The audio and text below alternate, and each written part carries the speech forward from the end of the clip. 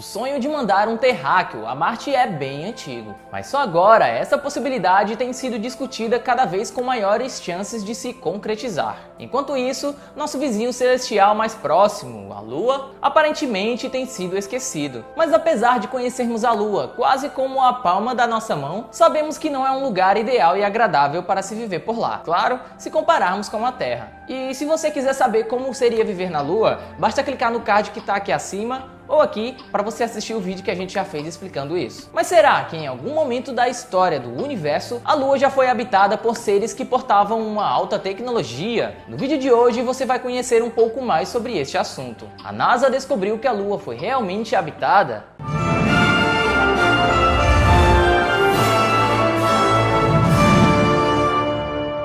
Muitas histórias de ficção, o homem vive na Lua, e às vezes é até uma solução contra a poluição ou até mesmo uma superpopulação aqui do nosso planeta Terra. Mas voltando ao mundo real, a hipótese já está muito distante, mas ela pode ser ainda mais difícil do que se imagina, chegando até mesmo à impossibilidade. Uma nova pesquisa feita por cientistas de várias nacionalidades estudou o impacto hipotético da vida lunar ao corpo humano. Qual foi o resultado? É realmente impossível viver no satélite terrestre, pelo menos com a tecnologia que a gente possui atualmente. A causa principal é a falta da proteção e a atmosfera, o que deixaria as pessoas expostas à radiação UV. Além disso, a poeira lunar é muito fina e composta por vários materiais diferentes. Dessa forma, ela pode entrar no pulmão, criando cancros ou inflamando as vias respiratórias, entrar em contato com a pele e causar fortes alergias ou reações estranhas dentro do nosso organismo. É claro que esses são resultados hipotéticos, pois não é possível mandar cobaias para morar na Lua. Mas seja sincero, mesmo sem todos esses riscos, você tentaria morar tão longe aqui da Terra?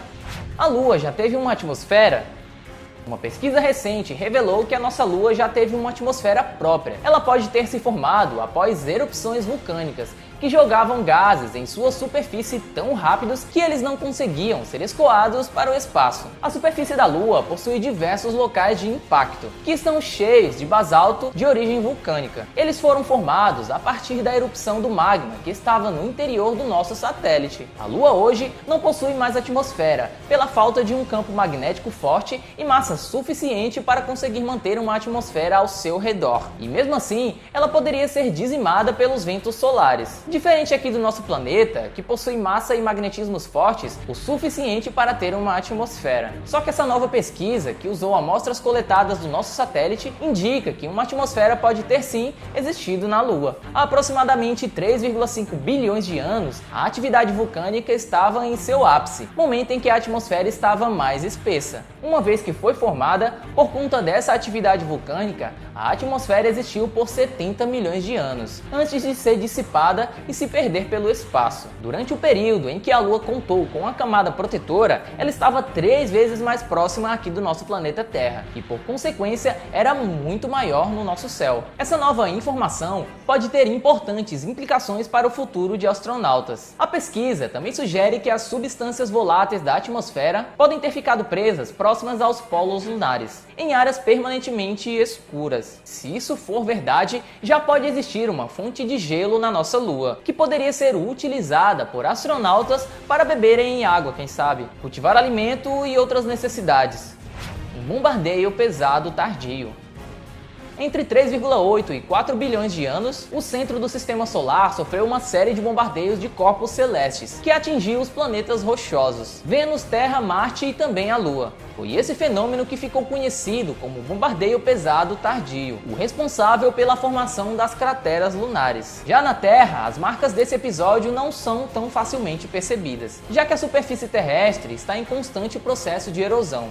O modelo de Nice é a hipótese de que os planetas gasosos do Sistema Solar, Júpiter, Saturno, Urano e Netuno, migraram até suas posições atuais a partir de uma distribuição inicial mais compacta. O deslocamento desses planetas originou muitos asteroides, que posteriormente foram atraídos em direção ao interior do nosso Sistema Solar. Alguns dos asteroides se chocaram violentamente contra a Terra, a Lua e outros corpos. O modelo ganhou esse nome porque seus defensores estavam ligados ao Observatório de Côte d'Azur, na cidade de Nice, na França. A equipe responsável pelo estudo, liderada por Catherine Joy, do Centro de Ciência e Exploração Lunar, órgão ligado à NASA, analisou fragmentos de rochas lunares coletados durante a missão Apollo 16, que foi o quinto pouso na Lua realizado em 1972. A análise mostrou que esses fragmentos são bastante homogêneos e semelhantes a um tipo de asteroide. A pouca diversidade do material analisado leva os cientistas a acreditarem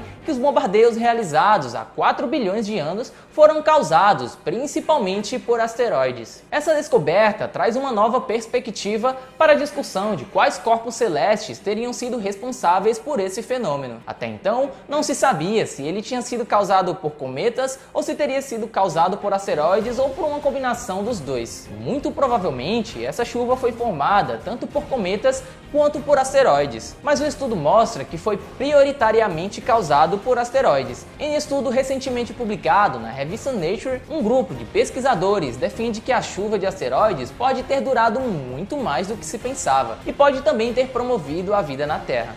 Mas afinal de contas, a Lua já foi realmente habitada?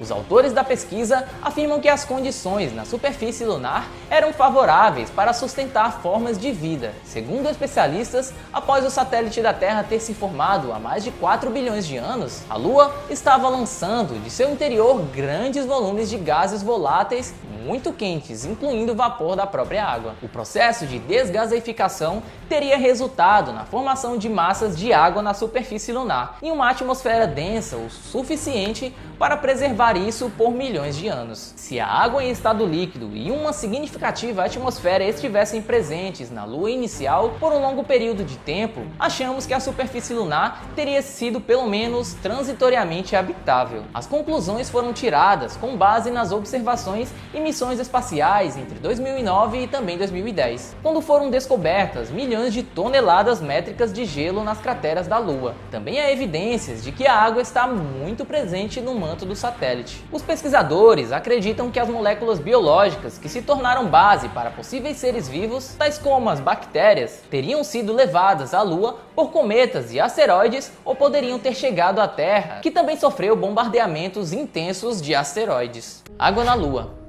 A Lua é o nosso satélite natural, que gira em torno da Terra a cada 29 dias. Suas fases são marcadas por conta da posição que ela se encontra em relação a nós e ao Sol, visto que a sua luminosidade nada mais é do que a reflexão da luz. Contudo, não é sobre as fases da Lua que iremos falar hoje, tá? Mas sim sobre as possibilidades de nós, os seres humanos, vivermos no nosso satélite. Assim como a Terra, a Lua possui a sua própria rotação e por isso possui dias e noites, e cerca de 14 horas cada. Esse primeiro fator, combinado com uma atmosfera mais fina e uma oscilação diária de 400 graus Celsius, tornam quase impossível a existência de água na Lua. Contudo, há pouco tempo atrás foi descoberto que existe sim água na Lua, tá? E de forma muito mais abundante do que era esperado inicialmente. A água foi encontrada na forma de gelo, nas partes mais escuras onde é difícil o Sol ter contato. As análises mais recentes mostraram que existe água molecular na superfície da Lua, ou seja, a água estava dividida em pequenas partículas que posteriormente formariam água líquida ou sólida da forma que conhecemos atualmente. Apesar de este ser um incrível avanço, principalmente por provar aí que nossas tecnologias realmente funcionam, ainda ficamos com muitas dúvidas. Será que em um futuro próximo conseguiríamos aí habitar um outro lugar tão próximo do nosso planeta natal? Fica aí a dúvida. A Lua sempre foi objeto de muita curiosidade dos seres humanos. Vários astrônomos já realizaram pesquisas sobre esse satélite natural. No entanto, o grande marco ocorreu em 1969, quando o astronauta estadunidense chamado Neil Armstrong cravou as suas pegadas na Lua. Bom, após esse feito, a ambição humana impulsionou ainda mais novas perspectivas, sendo o principal a possível existência de água lá na Lua. A NASA, mais conhecida como a Agência Espacial dos Estados Unidos, sempre realizou grandes investimentos para então o desenvolvimento de tecnologias com o intuito de uma exploração lunar.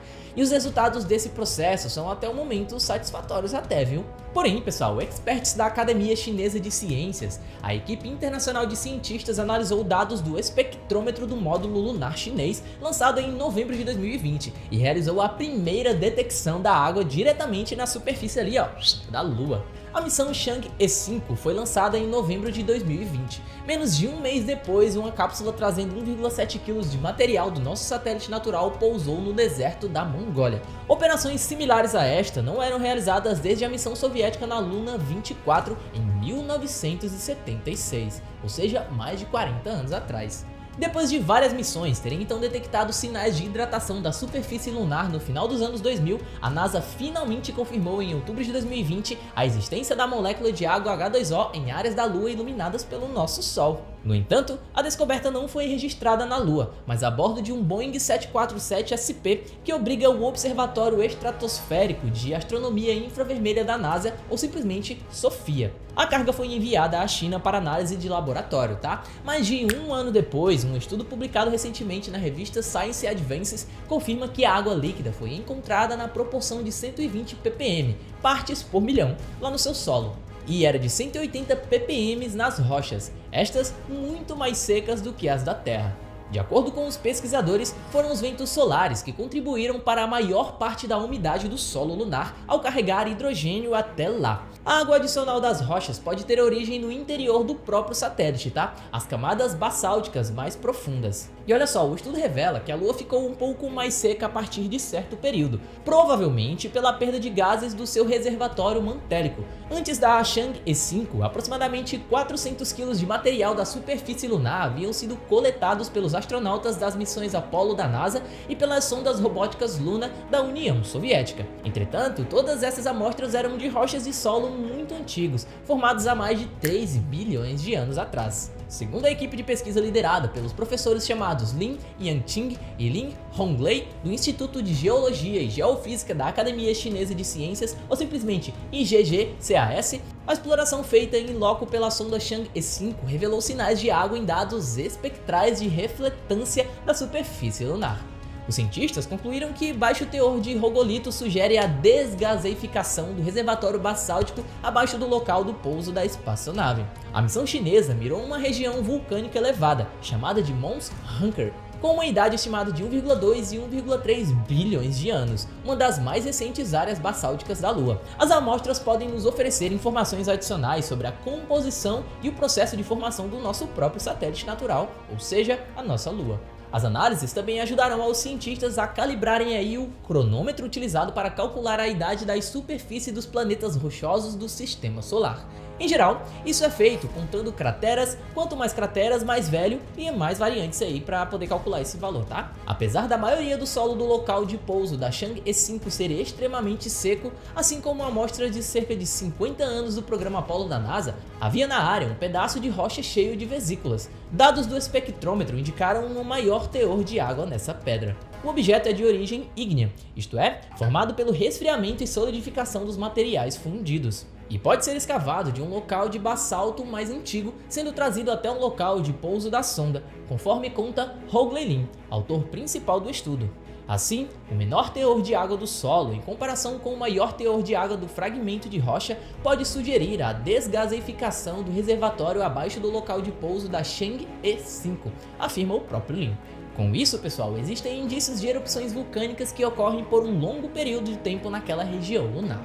Tal fato corrobora com pesquisas anteriores de Lee, que mostram que usar a água da Lua só seria possível com depósitos vulcânicos de baixa latitude no satélite e depósitos de gelos nas partes sombreadas ali próximas aos seus polos, tá? Os pesquisadores, porém, pessoal, esperam ainda validar as observações com análises diretas das amostras desenvolvidas por Chang'e 5. Acredita-se que entender a distribuição de água na Lua seja fundamental para traçar sua formação e também a sua evolução, fornecendo também recursos para missões humanas no futuro breve. Mas e você? Acredita que a Lua já foi habitada por seres altamente avançados e que foram exterminados com este bombardeamento? Deixe a sua opinião aqui embaixo nos comentários sobre isso e não esquece de curtir esse vídeo e compartilhar com seus amigos. Até o próximo vídeo, galera aqui do canal Universo Curioso.